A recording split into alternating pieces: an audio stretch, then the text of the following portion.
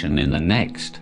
Beware of the sin of shedding blood without religious justification and sanction, because there is nothing quicker to bring down the wrath of God, to take away his blessings, to make you more deserving of his wrath, and to reduce the span of your life, than to shed innocent blood. On the day of judgment, God will first attend to sins of bloodshed carried out by man against man. Therefore, never try to strengthen your power, position and prestige by shedding innocent blood. Such murders, instead of making your position strong, will not only considerably weaken it, but may also transfer your power totally, taking it away from you, and entrusting it to somebody else. If you have intentionally murdered a man, then no excuse shall be acceptable to God or to me, because punishment of such a crime is necessary. And if you kill a man by mistake, without any intention or motive of killing, or while delivering legal penalties, your whip, sword or hand unintentionally and inadvertently deals a fatal blow, because even a forcefully delivered slap or box on the ear may cause death, then do not, on account of your prestige and position, refuse paying the compensation to the heirs. Beware and do not develop the trait of self-admiration and self-appreciation. Do not get conceited of the good points that you find in your good character or good deeds that you have done. Do not let flattery and cajolery make you vain and egoist. Remember that of all the cunning ruses of the devil to undo good deeds of the pious people and to affect their piety, flattery and false praises are the ones on which it relies the most.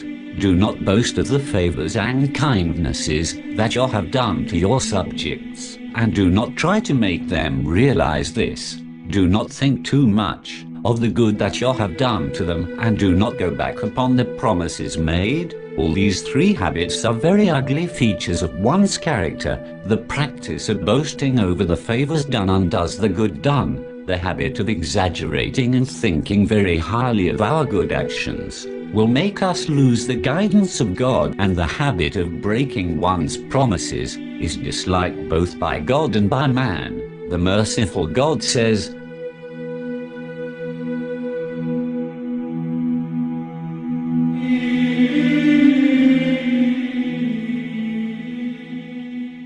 "It is most hateful in the sight of God to say something and not to practice it." Do not be hasty and do not precipitate your decisions and actions. When the time comes for an action to be done or a decision to be taken, then do not be lazy and do not waste time and do not show weakness. When you do not find the true way to do the thing on hand, then do not persist on the wrong way, and when find a correct solution, then do not be lethargic in adopting it. In short, do everything at a proper time and in a proper way, and keep everything in its proper place. Do not reserve for yourself anything which is a common property of all, and in which others have equal rights. Do not close your eyes from glaring malpractice of the officers, miscarriage of justice, and misuse of rights, because you will be held responsible for the wrong thus done to others. In the near future, your wrong practices and maladministration will be exposed, and you will be held responsible and punished for the wrong done to the helpless and oppressed people. Take care and keep control over your temper, your anger and your desire to be arrogant and vain. Take care of your hands when you are out to deliver punishment, and of the sharpness of your tongue when you are saying harsh things. The best way to achieve this is not to be hasty in making remarks,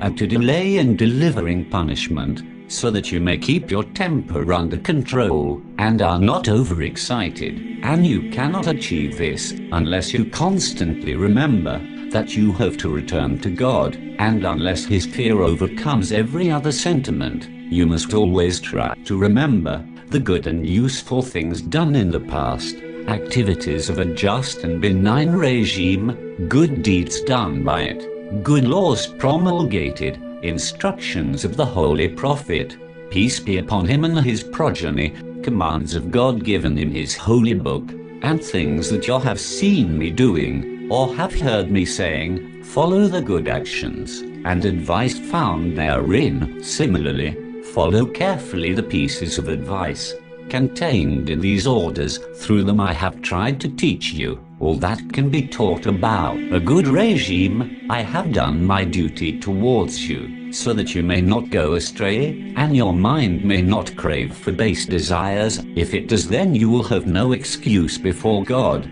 I beseech God, that by his limitless mercy, and by his supreme might, he may grant our prayers, that he may lead both of us to the divine guidance of achieving his pleasure, of successfully pleading our cases before him, justifying our deeds before man, of gaining good repute, of leaving good results of our benign and just rule with ever-expanding prosperity, and ever-increasing welfare of the state, and of meeting our ends as martyrs and pious persons, as our return is towards him only. May the peace of God be upon the Holy Prophet, peace be upon him and his progeny, and his chosen descendants.